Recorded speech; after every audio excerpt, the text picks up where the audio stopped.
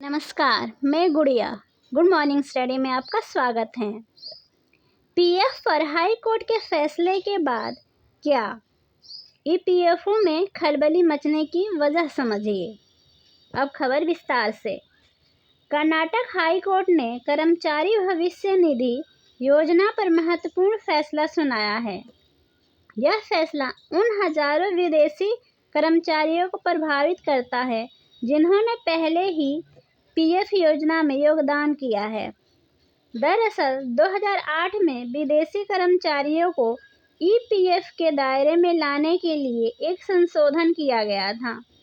इसने विदेशी कर्मचारियों के लिए कर्मचारी भविष्य निधि योजना का लाभ उठाने का रास्ता खोल दिया था।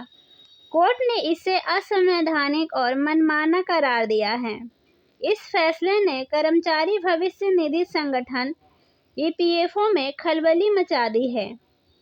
ईपीएफओ भारत सरकार का सांविधिक निकाय है। यह कर्मचारी भविष्य निधि और पेंशन योजना चलाता है। इसका उद्देश्य कर्मचारियों को उनकी सेवानिवृत्ति के बाद आर्थिक सुरक्षा प्रदान करना है। आगे क्या है ईपीएफओ की योजना, आइए जानते हैं। ईपीएफओ ने मंगलवार को बताया है कि वह कर्नाटक हाई कोर्ट के फैसले के संबंध में आगे की कार्रवाई पर गौर कर रहा है। कर्नाटक हाई कोर्ट ने कर्मचारी भविष्य निधि और पेंशन योजना के दायरे में अंतर्राष्ट्रीय कर्मचारियों को शामिल करने के प्रावधानों को खारिज कर दिया है। उसने कहा है कि यह असंवैधानिक और मनमाना है। यह फैसला सालों से पीएफ में कंट्रीब्यूशन कर रहे विदेशी कर्मचारियों पर असर डालेगा। ईपीएफओ ने फैसले से संबंधित सवालों के जवाब में कहा, न्यायालय के फैसले से प्रति सर्वोच्च सम्मान रखते हुए कर्मचारी भविष्य निधि संगठन इस फैसले के जवाब में आगे की कार्रवाई के तरीकों पर सक्रियता के साथ विचार कर रहा है। यह फैसला कर्मचारी भविष्य निधि योजना 1952 के पैराग्राफ 3 और कर्मचारी पेंशन योजना 1995 के पैराग्राफ 43A में खास प्रावधानों से जुड़ा है। ये प्रावधान अंतर्राष्ट्रीय कर्मचारियों से जुड़े हैं। इन्हें संविधान के अनुच्छेद 14 के साथ असंगत माना गया है। 2008 में किया गया था संशोधन। कर्मचारी भविष्य निधि योजना 1952 का पैराग्राफ 83 अंतर्राष्ट्रीय कर्मचारियों के संबंध में विशेष प्रावधानों से संबंधित है।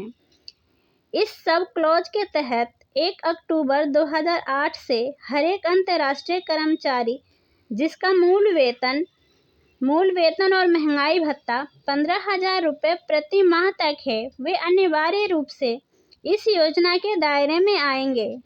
भारत का वर्तमान में 21 देशों के साथ सामाजिक सुरक्षा समझौता है।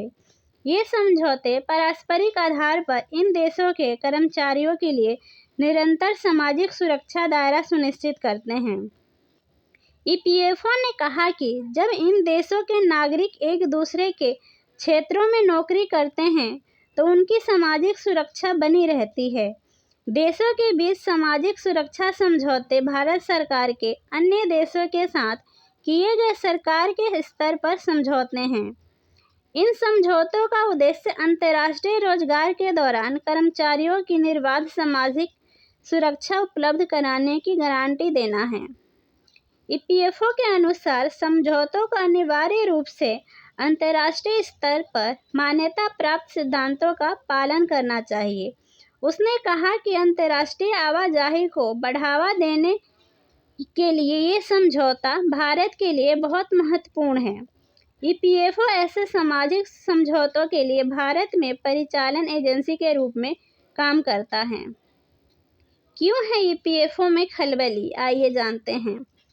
हाई कोर्ट के फैसले के कारण हजारों विदेशी कर्मचारियों का पीएफ से योगदान समाप्त हो जाएगा। इससे ईपीएफओ को जमा राशि में कमी हो सकती है।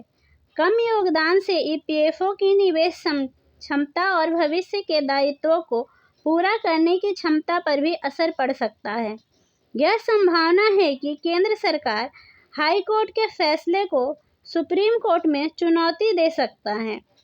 अगर सुप्रीम कोर्ट हाई कोर्ट के फैसले को बरकरार रखता है तो विदेशी कर्मचारियों को पीएफ योजना से बाहर रखा जाएगा।